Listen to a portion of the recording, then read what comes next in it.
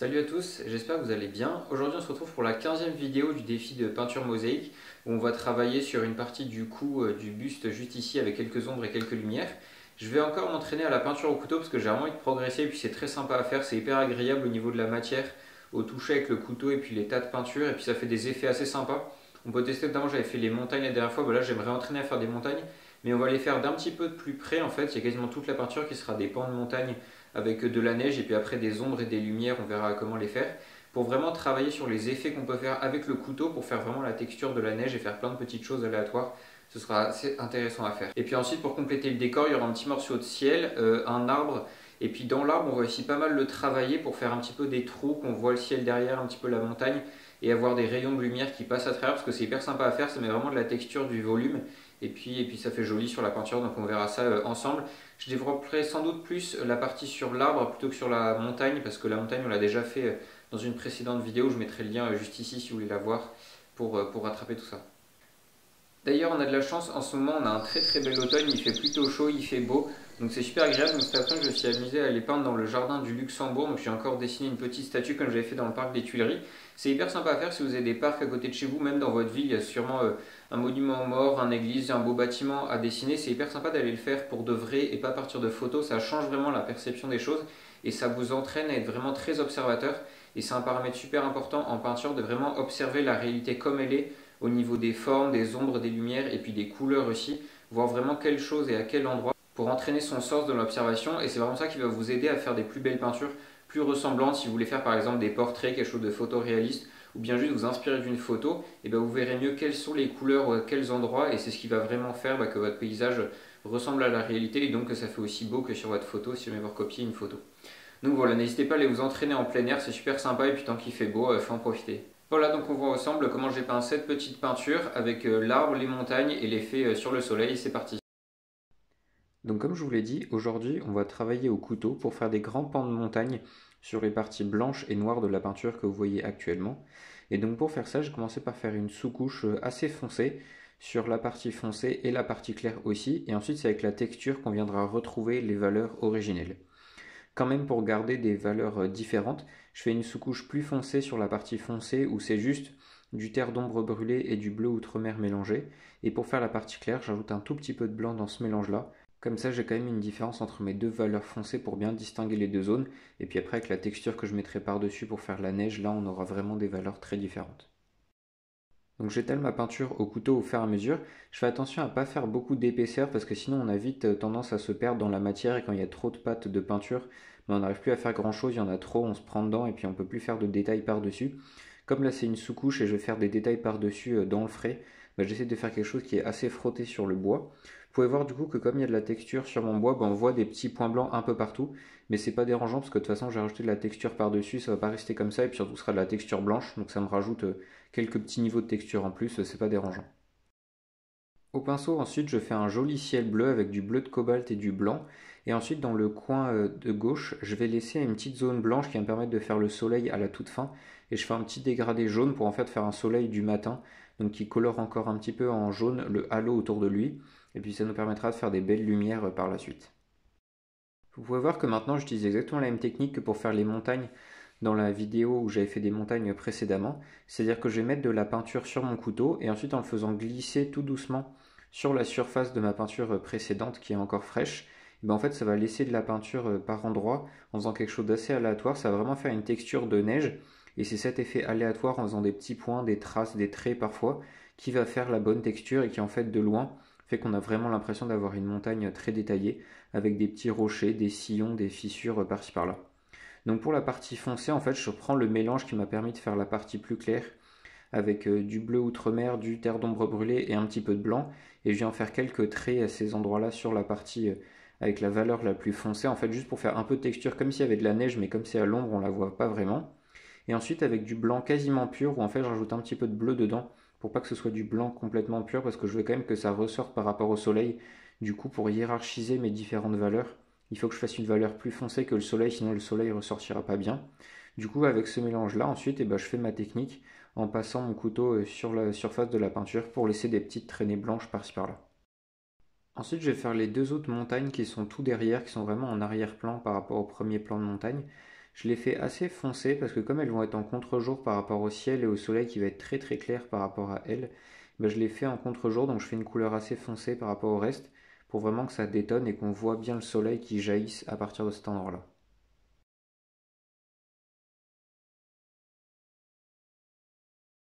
Maintenant que j'ai terminé mes montagnes et mon ciel, je vais m'occuper de l'arbre que je vais faire sur la gauche. En fait, pour faire un arbre, pour qu'il fasse une impression réaliste, il faut lui faire des trous à l'intérieur pour qu'on ait l'impression de voir le paysage à travers et que en fait, ce soit plein de petites feuilles et pas quelque chose de complètement opaque, sinon ça fait pas vraiment un arbre. Du coup, pour faire ça, en fait, je commence par faire des taches de couleur de mon fond, donc des taches bleutées, blanches et bleu ciel en haut, pour faire comme si on voyait à travers la montagne. Et ensuite, par-dessus ça, je vais venir faire mes feuilles en tapotant avec mon pinceau et en faisant attention à garder de temps en temps ces petits trous-là. Donc je commence par compléter tout le reste de l'arbre que j'avais laissé avec ma couleur marron rouge. Et ensuite avec mon pinceau je viens tapoter autour de tous les trous que j'ai laissés pour faire comme s'il y avait des petites feuilles qui venaient par-dessus, faire quelque chose d'assez aléatoire avec certains trous qui sont vraiment complètement libres, où il y a vraiment un trou dans l'arbre, et puis certains où il y a juste un petit peu de feuilles, mais qui sont moins opaques qu'à d'autres endroits. Et comme ça va faire qu'on va voir plusieurs épaisseurs d'arbres. En fait, parfois on voit à travers, parfois pas, parfois on voit un petit peu de transparence. Et ça va vraiment faire qu'on voit vraiment l'arbre en 3D, qu'on a sa bonne texture et qu'on voit tous les différents éléments. Ensuite, vous pouvez voir que je travaille également de la même façon le bord de l'arbre de la droite, c'est-à-dire que je fais dépasser quelques branches, je fais bien des petites feuilles assez aléatoires en tapotant avec mon pinceau, je fais quelque chose de feuillu, une grosse boule en fait, pour qu'on ait vraiment l'impression d'un arbre, il faut bien travailler le tour et la transparence, en fait c'est vraiment les deux éléments très importants. Et ensuite c'est faire des clairs et des foncés, comme je suis en train de faire, où j'ai fait une sous-couche marron foncé. Ensuite j'ai fait d'autres zones un peu plus rouges, et ensuite au fur et à mesure en fait je rajoute un mélange de plus en plus clair.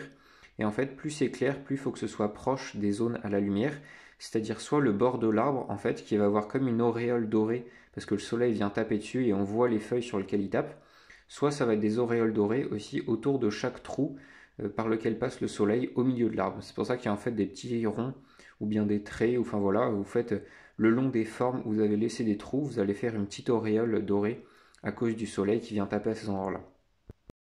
Donc en fait là avec mes 4 niveaux de peinture, j'ai pu faire un dégradé du marron foncé jusqu'au jaune quasiment blanc à l'extérieur là où la lumière est la plus forte.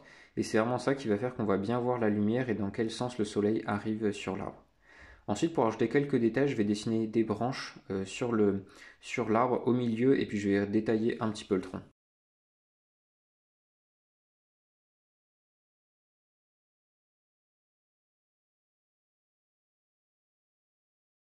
Maintenant que mon arbre et mes montagnes sont terminés, je vais pouvoir passer un petit peu de blanc sur mon soleil. Et ensuite, je vais venir foncer en fait les différentes montagnes que j'avais faites au second plan parce que je trouvais qu'elles étaient trop claires par rapport au soleil. On ne voyait pas bien le côté un petit peu contre-jour des montagnes et de l'arbre. Du coup, je vais foncer les montagnes en mettant un mélange bleu plus foncé. Et puis après, de la même façon, je vais foncer les feuilles qui sont juste aux côtés du soleil. En fait, parce qu'à cet endroit-là, il y a la lumière du soleil qui arrive, mais comme on est en contre-jour, on les voit très foncés par contraste en fait. Du coup, je vais modifier, je vais mettre du marron foncé à cet endroit-là pour qu'on ait un bel effet de contraste. Et puis en plus, comme ça fixe vraiment le point focal au niveau du soleil parce qu'on a les contrastes les plus forts entre le marron foncé et le blanc de derrière. Et puis en plus, on a des petits points à cause des feuilles. Du coup, ça fait vraiment quelque chose de détaillé et de très contrasté. Donc ça attire beaucoup l'œil. Ensuite, vous pouvez voir que je retravaille rapidement un petit peu les montagnes à cet endroit, je rajoute plus de détails, ou bien au fond, je fonce la montagne pour avoir quelque chose de plus contrasté. Mais là, c'est vraiment des détails juste au niveau de ma vision, je préfère que ce soit comme ça, un peu plus bleuté au fond, un peu plus foncé pour mieux contraster par rapport au soleil et au ciel.